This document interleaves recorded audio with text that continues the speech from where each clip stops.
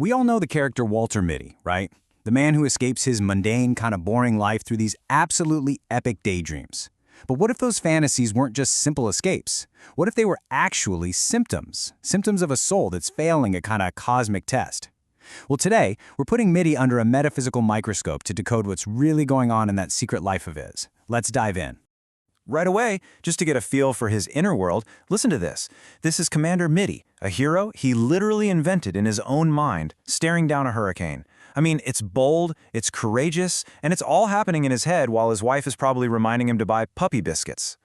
And this slide just lays that contrast bare. On one side, you've got the fantasy, a heroic commander battling the elements. On the other, the reality. He's just being nagged by his wife for driving a little too fast. This massive gap between who he is and who he dreams of being, that's the key to unlocking this whole thing. So here it is. This is the question that changes how we see the entire story. What if Mitty's daydreams aren't just some harmless fun? What if his entire life is a kind of spiritual trial, and he's not doing so well? To really understand this, we've got to diagnose what we'll call the Mitty malady. And we're going a lot deeper than just psychology here. We're actually looking at the symptoms of a spirit, of a soul, that feels completely trapped and is desperately trying to break free. The engine that drives all of this is a concept called striving. Now, this isn't just about trying hard or having ambition. It's something more specific. Think of it like a mental reflex. When Mitty feels weak or inadequate, his mind just screams, no, and instantly builds a fantasy to deny that feeling. It's a forceful rejection of his reality. And check this out. You can see exactly how it works. In real life, his wife bullies him, so poof, he dreams of being a powerful commander who's in total control. A parking attendant makes him feel incompetent, so boom, he's a brilliant, world-famous surgeon. Each and every fantasy is a direct reaction, a tailor-made hero designed to cover up a real-world feeling of weakness. Okay, but all this constant daydreaming, all this striving, it has a cost. The framework we're using calls it spiritual mass. You can think of it like emotional weight. All the energy he pours into building and maintaining these fake heroes, it creates this heavy, dense burden on his soul. Let's break down where that weight is coming from. The diagnosis points to three core imbalances, three areas where his inner energy is just completely out of whack. We're going to look at how his sense of personal power, his feeling of stability in the world, and his own authentic creativity are all being seriously distorted. So let's break it down. First, the solar plexus imbalance. This leaves him feeling profoundly insignificant, which is exactly why he dreams of being a hero whose actions save everybody. Then, the root imbalance. This makes him feel unworthy, like he constantly needs to prove himself, hence the genius surgeon. And finally, the sacral imbalance. This creates this huge split between the creative, imaginative man he is on the inside and the boring, henpecked guy everyone else sees.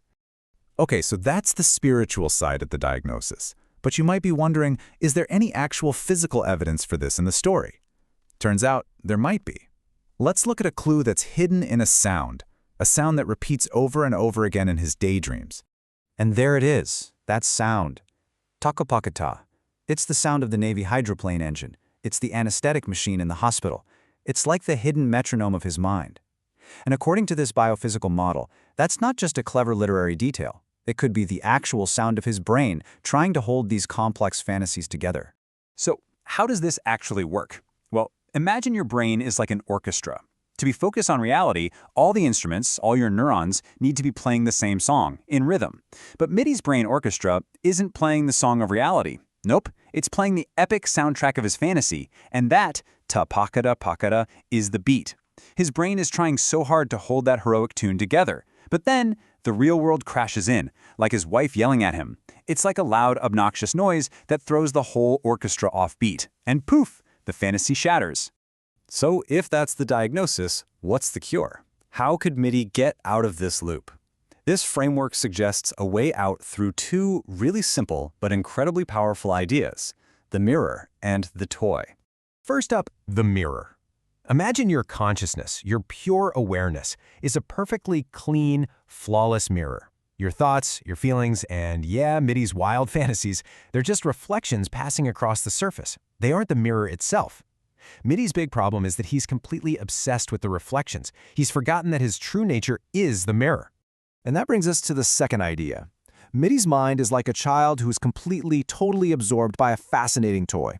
In his case, the toy is his daydreams.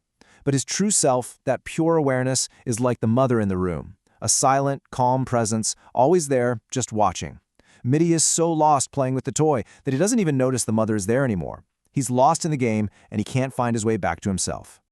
So this is the core mistake he's making. Mitty is trapped in a loop of seeking value. See, value is something you feel you have to earn, something you have to prove to other people. That's why he's always creating heroes. The cure is to instead recognize his own dignity. Dignity isn't earned, it's inherent, it's unconditional, you just have it. It's the difference between trying to be a really impressive reflection and realizing you are the mirror itself. And so we come to the end of the story, which means it's the end of Mitty's cosmic test. Using this framework, we can look at his very last fantasy and see the result. The big question is, does he pass? The reason he fails is because of something called a logical collapse.